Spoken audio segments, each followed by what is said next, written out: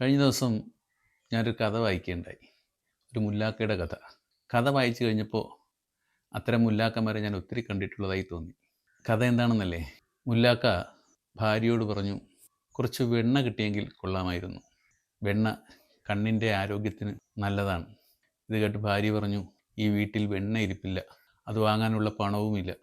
അപ്പോൾ മുല്ലാക്ക പറഞ്ഞു, അല്ലെങ്കിലും വെണ്ണ നല്ലതല്ല. വെണ്ണ പല്ലിൻ്റെ മോണയുടെയും ആരോഗ്യത്തിന് ഹാനികരമാണ്. ഇത് കേട്ട ഭാര്യ ചോദിച്ചു, അങ്ങല്ലേ പറഞ്ഞത് വെണ്ണ നല്ലതാണെന്ന്? ഇപ്പോൾ പറയുന്നു വെണ്ണ നല്ലതല്ല എന്ന്. ഇതിലേതാണ് ശരി?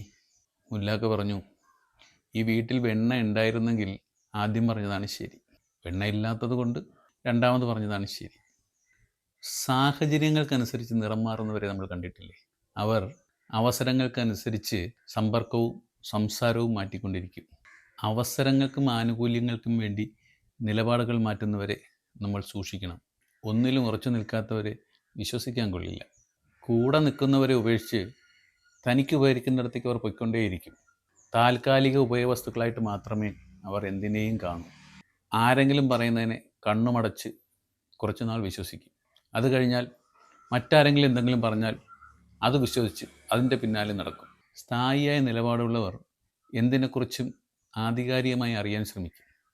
അതുകൊണ്ട് നമുക്കൊപ്പം നിർത്തുന്നവരെ തിരഞ്ഞെടുക്കുമ്പോൾ ഒന്ന് സൂക്ഷിക്കണം. നല്ല തിരഞ്ഞെടുപ്പുകൾ ആത്മവിശ്വാസം കൂട്ടും.